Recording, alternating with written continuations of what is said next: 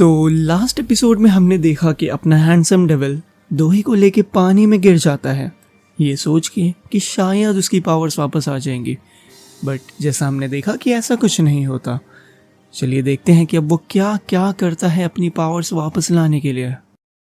गुवन दोही को acid attack से बचाता है। दोही गुवन को देखकर काफी शॉक हो जाती है और बोलती है कि तुम यहाँ क्या कर रहे हो। गुवन बोलता है तुम्हारे पास मेरी एक बहुत प्रीशियस चीज है तो मुझे उसको प्रोटेक्ट करना होगा ना। दोही नोटिस करती है कि गुवन के बैक पे एसिड के निशान है। गुवन दोही का हाथ पकड़ता है और अपने आप को हील कर लेता है। तो दोही पूछती है कि आखिर तुम हो कौन। गुवन बोलता है तुम ह्यूमंस मुझे डेविल बुलाते हो। दोही पुलिस स्टेशन में एसिड अटैक की कंप्लेंट करवाती है और गुवन बाहर वेट कर रहा होता है। कंप्लेंट करने के बाद वो उसे घर छोड़ने जाता है। कार में गुवन बोलता है तुम अपने आप को प्रोटेक्ट नहीं कर सकते क्या, अगर मेरे टैटू को कुछ हो जाता तो। दोही बोलती है क्या तुम सच में डेविल हो। गुवन कहता है हाँ, तुम्हारे पास सुपर पावर्स भी हो सकती है ना, या फिर तुम जीनी जैसे भी हो सकते हो। वो कहता है मुझे ये सबसे कंपेयर मत करो, मैं इन सबसे सुपीरियर हूँ। दोही कहती है तुम्हारे लिए कितना मुश्किल हो गया होगा ना बिना टैटू के, अब तो हम दोनों सेम बोट में हैं, तो तुम मेरे बॉडीगार्ड क्यों नहीं बन जाते। गुवन मना कर देता है और बोलता है मैं एक डीमन हूँ, मैं किसी का बॉडीगार्ड नहीं बनूंगा। फिर वो दोही को उसे घर पर छोड़ता है। पार्किंग लॉट में किलर दोही को मारने के लिए वेट कर रहा होता है, लेकिन जब वहाँ पर गुवन आता है तो वो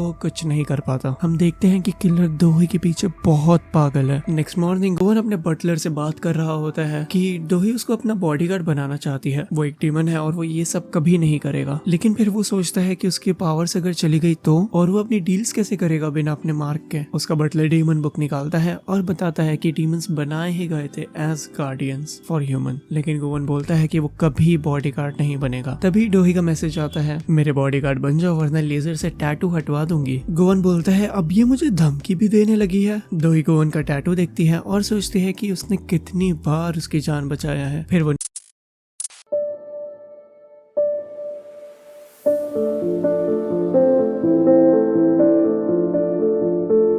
फिर वो न्यूज पर फाइनेंशियल हेड के मरने की खबर देखती है और अपनी दादी को कॉल करके पूछती है कि कंपनी में सब ठीक है ना, आपके फाइनेंशियल हेड ने खुद की जान ले ली। उसकी दादी बोलती है तुम ये सब की टेंशन मत लो, मैं हैंडल कर लूंगी। फिर वो फोन कट करके अपने सेक्रेटरी को कॉल करके सब फाइनेंस हेड की फाइल्स और डॉक्यूमेंट्स मंगा के खुद चेक करती है। मॉर्निंग में गुवन कॉफी बना रहा होता है, तभी उसकी उंगली जलने लगती है। वो और उसका बटलर आग बुझाने की कोशिश करते हैं। फिर वहाँ पर उनकी मेन आर्टिस्ट आके पानी से आग बुझा देती है। गुवन बहुत डर जाता है और वो दोही को मिलने के लिए कॉल करता है। ऐसा इसलिए होता है क्योंकि डीमंस बिना कॉन्ट्रैक्ट बनाए नहीं जी सकते। फिर दोही और गुवन मिलते हैं। गुवन बोलता है मैं तुम्हारा बॉडीगार्ड बनने के लिए तैयार हूँ। तो दोही बोलती है तुम अभी से काम करना शुरू कर दो। गुवन अपनी पावर्स यूज करके दोही को एक क्लॉक के पास लेके जाता है और एक डीलर को जल्दी से ढूंढने की कोशिश करता है क्योंकि उसका हाथ वापस से जलने लगा था। थोड़ी ही देर में उसको अपना डीलर मिल जाता है और वो वहाँ जाता है। हॉस्पिटल में एक लड़की कैंसर की वजह से मरने वाली होती है। उसकी मॉम उसके लिए बहुत ज्यादा परेशान हो रही थी। गुवन उसकी मॉम से डील करता है ताकि वो ठीक हो जाए और उसे बताता है कि 10 साल बाद तुम मर जाओगी। दोही को ये देखकर बहुत गुस्सा आता है और दोनों बाहर जाने के बाद आर्ग्यूमेंट करते हैं। दोही बोलती है कि तुम्हें पता भी है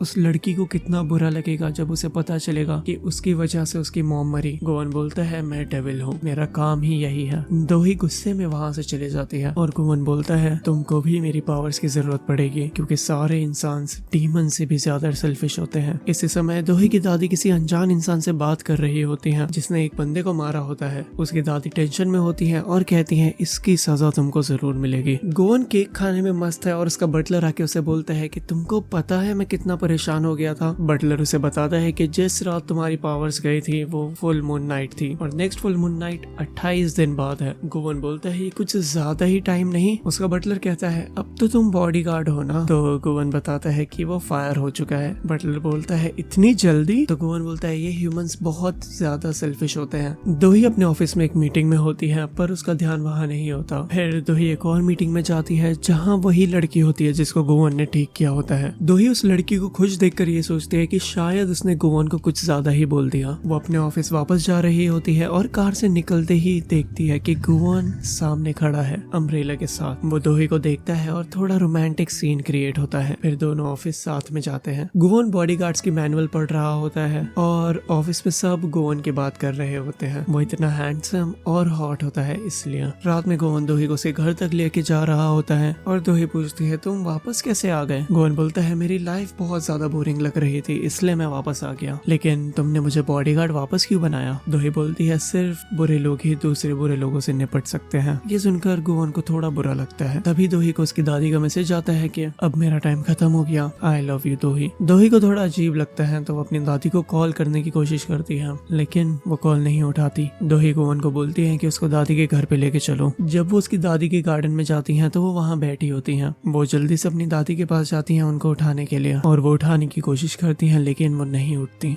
दोही को लगता है कि वो बस एक मजाक कर रही हैं और ये एक प्रैंक है उनका, लेकिन इस बार वो सच में मर चुकी होती हैं। दोही को जैसे ही ये रियलाइज होता है वो गुवन से रिक्वेस्ट करने लगती है कि प्लीज इनको जिंदा करो, मैं कुछ भी करने के लिए तैयार हूँ, कोई सी भी डील करने के लिए तैयार हूँ, बस इनको जिंदा करो। लेकिन गुवन बोलता है कि मैं मरे हुए को जिंदा नहीं कर सकता। ये सुन के दोही बहुत ज्यादा रोने लगती है। अगले दिन उसकी दादी का फ्यूनरल होता है जहाँ उनकी सारी फैमिली और रिलेटिव्स मौजूद होते हैं। दोही बहुत ज्यादा सैड होती है। वहाँ उसका एक कजिन आकर उसे बताता है कि दादी ने मरने से पहले एक ऑडिट का फॉर्म भर रखा था। दोही ये सुनकर थोड़ा कंफ्यूज होती है। उसी वक्त वहाँ उसकी स्टेप सिस्टर आके उससे रूडली बात करती है और कहती है कि तुम तो इस फैमिली के हो भी नहीं, तो तुम्हें तो कुछ नहीं मिलेगा। दोही और गोवन नोटिस करते हैं कि वहाँ तो एक्चुअली कोई सैड है ही नहीं, वो जगह फ्यूनरल से ज्यादा एक पार्टी की तरह लग रही है। दोही सैड होकर अपनी दादी के गार्डन में जाती है और वहाँ उनके साथ गुजरे अच्छे पलों को याद करती है। तभी वहाँ पर उसका कजिन आता है सिगरेट स्मोक करने के लिए। दोही उसे कहती है कि यहाँ पे स्मोक मत करो, दादी को पसंद नहीं था। उसका कजिन कहता है कि दादी तो मर चुकी है, तो दोही उसकी सिगरेट लेके फेंक देती है। गोवन वहाँ आ रहा होता है वाइन लेके।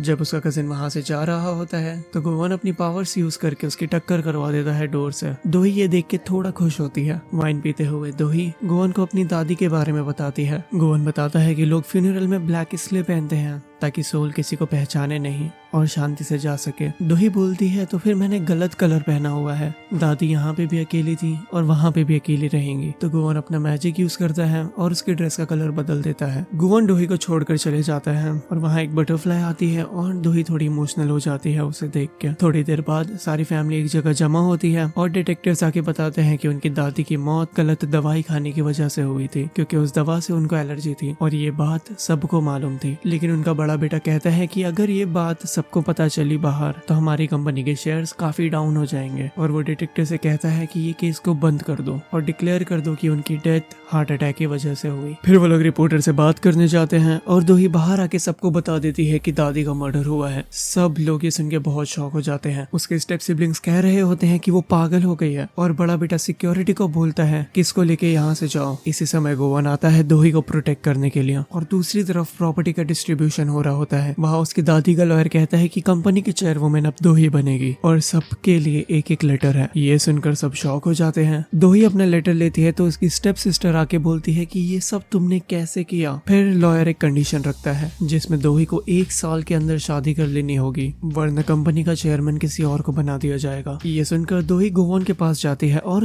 अगर आपने नहीं देखा है कि अपने हैंडसम डेविल ने कैसे दोही को पानी में गिराया था तो क्लिक हियर। भाई द वे काफी फनी था वो।